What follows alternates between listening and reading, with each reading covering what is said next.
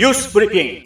이스라엘과 아랍에미리트가 현지 시간 13일 완전한 외교 정상화에 합의했습니다. 아랍에미리트는 이스라엘과 외교 관계를 수립하는 첫 걸프 지역 아랍 국가가 됐고, 이스라엘은 이 합의에 따라 국제법상 팔레스타인 자치지역인 요르단강 서안 합병을 중단하기로 했습니다. 이 소식은 도널드 트럼프 대통령이 발표했는데, 트럼프 대통령으로서는 또 하나의 거대한 외교 성과를 낸 셈입니다. 민주당 대선 후보인 조 바이든 전 부통령도 이번 정상화 합의에 대해 역사적 조치라며 환영의 뜻을 밝혔습니다. 두 나라의 중재자 역할을 한 트럼프 대통령은 두 나라의 지도자들을 백악관으로 초대해 공식 합의서에 서명하게 할 것이라며 3주 내에 서명식이 있도록 하겠다고 밝혔습니다.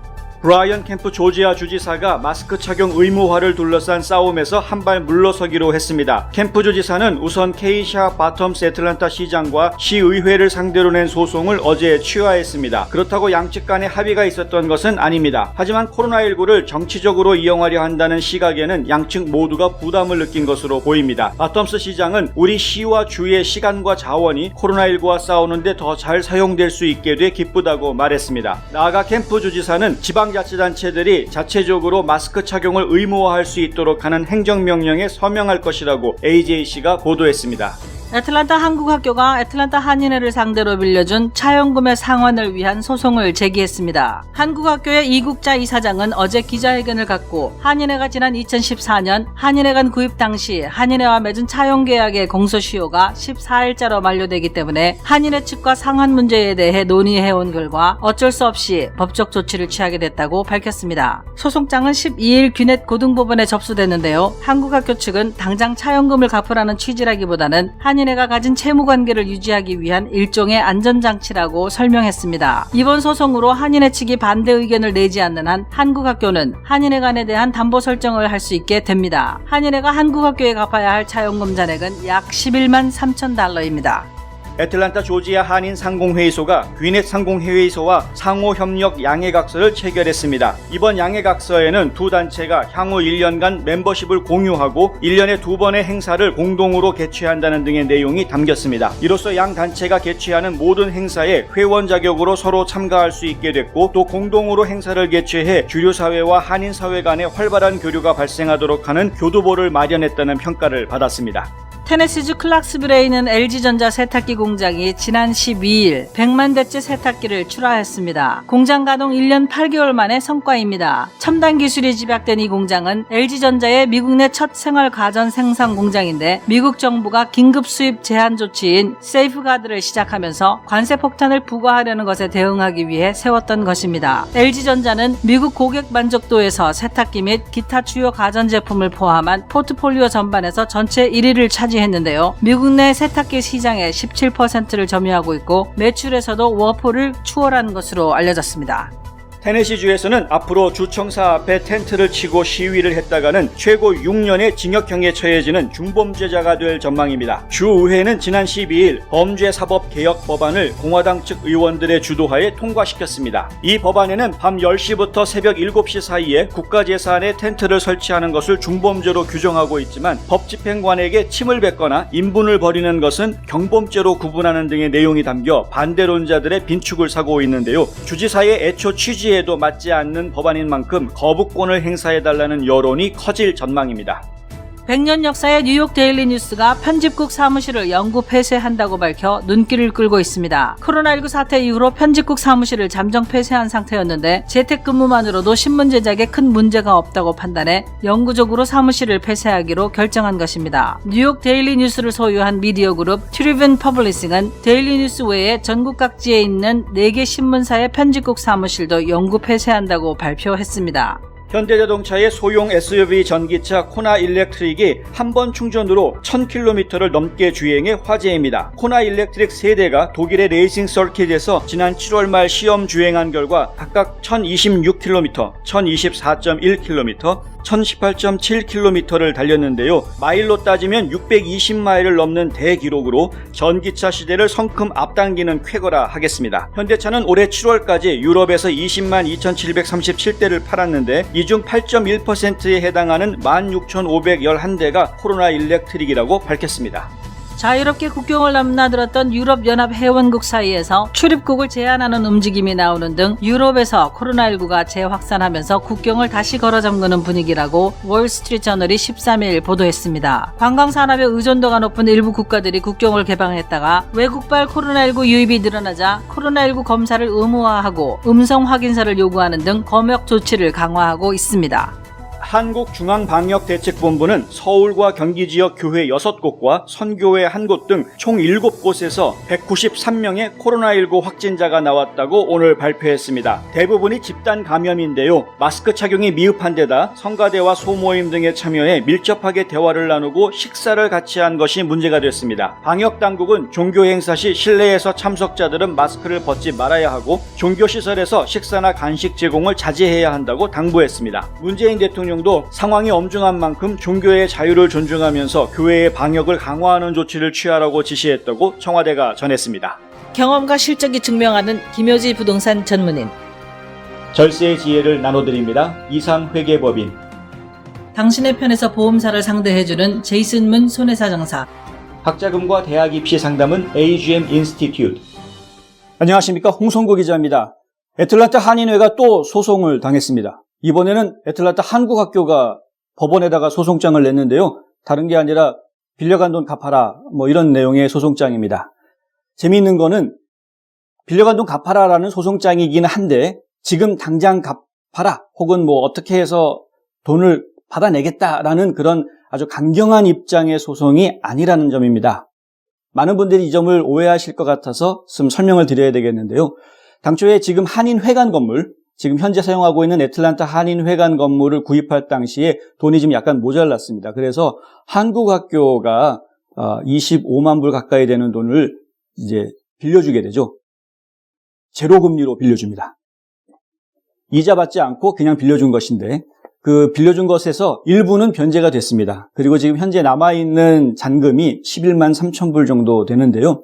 이 11만 3천 불 정도 되는 비용, 사실은 제가 지금 두 가지 서류를 가지고 왔는데 이 한인회, 역대 한인회에서는 전때 집행부에서 그 돈을 갚겠다라고 약속을 다 했었던 것이죠. 사실 돈 빌리는 사람이 돈 안 갚겠다라고 그러면서 돈을 빌리는 사람은 없죠. 그러니까 갚겠다라고 다 약속했습니다.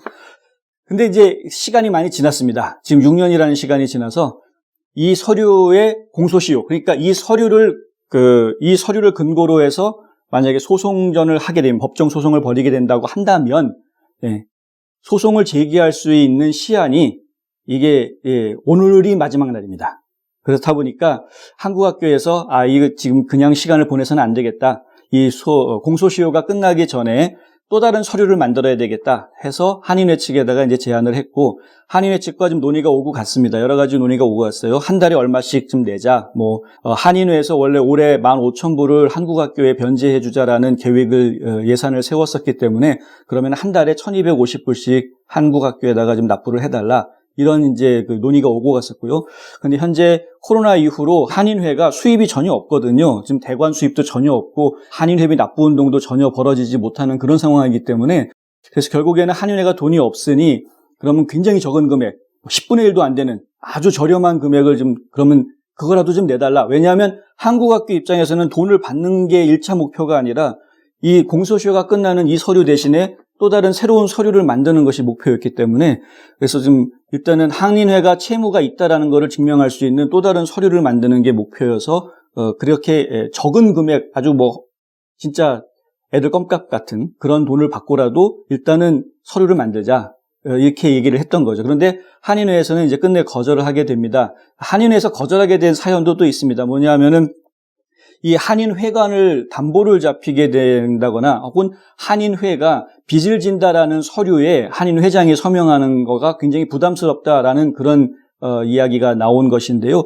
얼마 전에 PPP 때문에 한인회에서 론을 받으려고 했다가 그것이 문제가 돼서 좀 한인회가 빚지는 서류에다가 왜 한인회장이 나서가지고 서명하느냐, 이런 말들이 좀 나왔었거든요. 그러니까 지금 김윤철 한인회장이 개인적으로 그 어떤 한인회 채무 서류에 서명하는 거에 대한 나름대로의 노이로제가랄까요? 이런 강박관념 같은 게 좀 생긴 것 같습니다. 그래서 나는 서명할 수 없다. 이제 이렇게 결론이 났고요.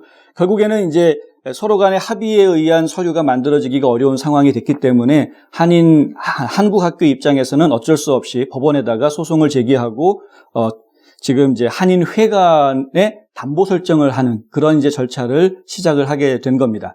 담보 설정을 하게 되면 한인회 입장에서는 당장 돈을 갚지 않아도 되고요. 자유로워지는 거죠. 나중에 한인회관을 매각하거나 그래서 어떤 한인회관에 대한 어떤 문제가 생겨서 그거로 인해서 어떤 수입이 발생할 경우에 그때 한국학교에다 먼저 1차 변제하고 그리고 나머지 비용을 한인회가 사용하면 되는 그런 방식이 되기 때문에요. 일단 한국학교는 한국학교의 재산인 자기네들의 차용금을 지킬 수 있는 어떤 안전장치를 마련했다라는 측면에서 의미가 있는 것이고 또 한인회 입장에서는 당장 한국학교에다가 빌린 돈 갚아야 된다라는 어떤 채무의 부담 여기에서부터 좀 더 자유로워질 수 있는 그런 입장이 된다라는 점에서 어떻게 보면은 서로 간에 윈윈할 수 있는 그런 상황이 된 것입니다. 그렇게 따지고 보니까 뭐 소송 당했다 제목만 봐가지고서는 했는데 내용을 알고 보니 뭐 그냥 별일은 아닌 것 같습니다. 그래서 어쨌든 한국학교와 한인회 간의 갈등이 깊어지지 않고 오히려 서로 간에 이해해주고 타협할 수 있는 방안을 어떻게든 마련했다라는 점에서는 좀 저희가 긍정적으로 이 소송을 바라봐야 되는 건 아닌가 하고 생각합니다. 한 곳에서 시작되는 안정된 미래, 선우앤선우 종합보험. 30년 손맛, 케이터링의 명가 참사랑. 예, 애틀랜타 한인상공회의소, 애틀랜타 조지아 한인상공회의소죠. 정식 명칭은요. 자, 귀넷 상공회의소와 어제 MOU를 체결을 했습니다. 전 보통 이렇게 MOU라는 것에 대해서는 내용을 보지 않으면 MOU라는 단어만 이야기하면은 별로 실속 없는 그냥 거칠해하는 행사가 되는 경우가 많아서요. 저도 사실 기자 입장에서 의혹의 눈을 가지고 그 MOU 서명식 현장에 가봤습니다. 갈 때만 해도 사실 별로 기대를 안 했습니다. 왜냐하면은 대체로 뭐 단체들 간의 MOU를 맺는다 그러면은 그냥 서로 MOU 맺는 척은 하지만 그리고 마치 무슨 좋은 일이 있을 것 같이 그렇게 분위기는 만들지만 실질적인 내용이 없는 경우가 참 많거든요. 그리고 서명만 하고 나서 실제로 뒤에 팔로우업 되는 일들이 조치들이 거의 없는 그런 일들이 좀 비일비재하기 때문에 저도 이번에 또 무슨 그냥 거칠해하기 혹은 뭐 사진 한 장 찍기 위한 행사 아닌가라는 그런 반신반의하는 그런 상태로 제가 가봤는데 행사장에서 제 생각이 조금 바뀌었습니다. 뭐냐면은요, 서명하기 직전에 MOU의 내용을 일일이 다 읽어주더라고요. 근데 그 내용을 들어보니까 크게 두 가지 점이 좀 와닿았는데요. 하나는 뭐냐면 귀넷 상공회의소와 그다음에 애틀랜타 조지아 한인 상공회의소의 회원들이 서로 간에 양자 간의 회원 멤버십을 공유하게 그렇게 약속이 됐습니다. 무슨 얘기냐면 귀넷 상공회에서 행사를 하면은 이 애틀랜타 한인 상공회의소의 회원들이 귀넷 상공회의소의 회원 자격으로 그 행사에 참여할 수 있게끔 이렇게 됩니다. 귀넷 상공회의소가 하는 행사들이 굉장히 많습니다. 온갖 종류의 세미나들이 있고요. 여러 가지 행사들이 있는데 여기에 이제 회원 자격으로 참여를 할 수 있게 되는 거고요. 거꾸로 귀넷 상공회의소의 회원들도 애틀랜타 한인 상공회의소의 행사에 회원 자격으로 참여할 수 있게 됩니다. 멤버십을 이렇게 교환하게 됩니다. 멤버십 교환이라는 거 하나만 가지고도 상당히 구체적인 결과가 나올 수 있는데요. 한 가지 더 있습니다. 뭐냐 하면은 1년에 2번의 행사는 공동으로 개최한다. 이런 얘기가 있습니다. 아예 그게 MOU에 들어가 있어서 그 부분을 상당히 높게 평가하고 싶은데요. 어떤 행사가 될지는 모르겠습니다. 하지만은 1년에 2번의 행사를 두 단체가 공동으로 가진다. 이렇게 합의한 것만으로도 상당히 좀 기대가 되는 부분입니다. 이게 주류 사회에 한인 사회가 어떻게 진출하고 어떤 관계를 가지느냐 하는 부분도 우리가 오래전부터 이야기해왔던 것인데 상공회의소가 그 길을 이제 처음으로 열기 시작하는 것 아닌가 싶습니다. 여러분 잘 아시는지는 모르겠는데요. 귀넷 상공회의소의 지금 전체 회장을 맡고 있는 닉 마시노라는 분이 있어요. 수완이 시장을 역임했던 분이고요. 그래서 저희 한인 사회랑은 좀 친숙한 분입니다. 그리고 이분 자체가 이미 한국에 13번이나 갔다 온 한두 번이 아니라 13번을 한국을 방문했던 친한파 인사 중에 하나입니다. 이런 분이 귀넷 상공회의소를 이끌고 있다 보니까 자연스럽게 저희 한인상공회의소와 귀넷 상공회의소가 협업할 수 있는 그런 토대가 마련된 것 아닌가 이런 생각이 또 들고요. 또 한 가지 다행스러운 것은 귀넷 상공회의소가 유럽 지역, 특히 독일과 그다음에 아시아 지역, 한국과 중국 이렇게 아시아 지역과 유럽 지역에 매년 어떤 그 대표단을 구성을 해서 파견을 하고 교류를 맺어오고 있는데, 근데 한국에서 이 귀네카우니에 진출한 기업들도 여럿 됩니다. 그렇다 보니까 귀네카우니 자체가 한국에 대한 남다른 특별한 관심을 가지고 있고요. 서울의 강남구와 지금 귀네카우니가 자매결연을 맺고도 있습니다. 작년에 10주년이었는데요. 이렇다 보니까 귀네과 한인사회와의 관계는 점점 더 깊어져 가고 있는데요. 그런 와중에 이 귀네카우니의 상공회의소와 그리고 이 애틀란타 조지아 한인상공회의소가 함께 협력하는 MOU를 맺고 공동 사업을 벌이겠다라고 발표를 하니까 상당히 저희로서는 기쁜 소식이 아닐 수 없습니다. 고객과 직원을 지켜주는 스니즈가 지금 주문하세요. 배너앤프린트. 유튜버가 되도록 도와드립니다. 뉴스앤포스트. 오늘 보내드렸던 소식 중에서 제가 좀 의아해했던 소식이 바로 테네시주 이야기입니다. 뭐냐 하면은요, 사법개혁 법안이라는 거를 만들었는데, 이 개혁 법안을 만들었는데 좋은 방향으로 개혁이 되는 게 아니라 좀 이상한 방향으로 개혁을 하는 거 아니냐라는 지적이 나왔기 때문입니다. 주청사 앞에서 밤샘 시위, 그것도 이제 텐트 치는 밤샘 시위를 하면 중범죄로 다스리겠다. 이런 법안이 만들어졌습니다. 이거 어디 이 민주주의 국가에서 이런 법안 만들어도 되는 건지라는 생각이 들 정도로 좀 이상한 법안이 만들어졌는데요. 원래 테네시주에서 사법개혁을 하자라는 이야기가 나왔던 원래 취지는 뭐였냐면, 폭력적이지 않은 비폭력 범죄에 대해서는 가능하면 감옥에 보내지 말자라는 취지였습니다. 비폭력 범죄는 감옥에 보내지 말고 차라리 그들이 교육을 받게 하고, 그리고 인성교육을 받게 하고, 재활교육을 받게 하고, 직업교육을 받게 하고, 이렇게 교육을 받게 하는 것을 첫째 목적으로 두었고요. 그들이 가족과 함께 보내는 시간을 더 많아지게 만들자. 그래서 사회의 품으로 돌아갈 수 있게 하자라는 것이 원래 사법개혁의 원래 취지였습니다. 그랬는데 의회를 통과한 사법개혁안은 그게 아니고 데모하지 마라. 이거 좀 이상한 법안이 만들어졌어요. 물론 주지사가 거부권 행사할 수 있습니다. 지금 테네시주에서 과연 주지사가 이 법안에 대해서 거부권을 행사할 것인지 아니면은 그냥 서명할 것인지 좀 논란이 예상이 되는데요. 일각에서는 서명할 것이다. 왜냐하면 공화당계에서 주도해서 이 법안이 통과됐기 때문에 공화당 출신인 이 빌리 테네시 주지사가 서명할 수밖에 없을 거다. 이렇게 이야기하는 분도 있고요. 또 일각에서는 이건 주지사는 또 당 소속하고는 또 다르게 내려야 될 결정들이 있으니까 이런 법안은 주지사가 서명하지 않을 수도 있다. 뭐 이렇게 이야기하는 분도 있습니다. 그래서 지금 또 지켜봐야 되겠습니다만은 홍성구의 뉴스 브리핑에서 요구하는 바는 거부권 행사하셨으면 좋겠습니다. 좀 형평성이 맞는 법을 만들어야죠. 예를 들어서 경찰한테 침을 뱉거나, 요즘 코로나 상황에서 경찰에 침 뱉으면 큰일이죠. 만약에 감염자가 침을 뱉는다고 생각해 보십시오. 그것은 살상무기가 될 수도 있습니다. 근데 어쨌든 경찰한테 침을 뱉거나 인분을 던지는 건 응가죠. 응가를 던지면 그거는 경범죄예요. 그런데 주청사 앞에서 텐트를 치면 그거는 중범죄. 이건 말이 안 되죠. 이런 법안이 통과되는 일은 없어야겠습니다. 주지사가 거부권을 좀 행사해 주셨으면 좋겠습니다. 애틀란타 문학회는 한인들의 문학 창작 활동을 장려하고 문학의 뜻을 둔 신인들의 등단을 위해 제3회 애틀란타 문학상을 공모합니다. 공모 분야는 시와 수필로 한글로 된 작품들을 8월 31일까지 제출하시면 됩니다. 대상 및 부문별 최우수상과 우수상엔 상금과 상패를 드리며 수상작은 오는 11월에 출판되는 애틀란타 시문학 제12호에 게재됩니다. 자세한 내용은 신문 광고를 참조해 주십시오. 애틀란타 문학상은 제1IC은행의 특별 후원으로 마련됩니다. 예, 얼마 전에 저희가 그 루시드 모터스죠. 루시드 에어라는 자동차, 전기차를 개발을 했는데 한 번 충전에 500마일을 달린다. 그래서 정말 기록적이다. 이렇게 보도를 해드렸는데 한국의 현대자동차가 우리는 600마일 달렸는데요. 라고 보도를 했습니다. 620마일 넘게 달린 자동차. 이런 거를 보면은 참 세상이 빨리 변하는구나 라는 격세지감을 또 느끼게 되는데요. 벌써 전기자동차가 우리 실생활에 성큼 다가와 있다라는 그런 생각이 듭니다. 조만간에 또 세상이 바뀌겠죠. 자율주행차가 나올 테고 세상이 계속해서 변해가고 있는데 우리도 계속 좀 변해가야 될 것 같습니다. 저희 뉴스앤포스트도 계속해서 새롭게 신선하게 변해가는 훌륭한 뉴스가 되고 세상에 좋은 선한 영향을 끼치는 뉴스가 되도록 최선을 다하겠습니다.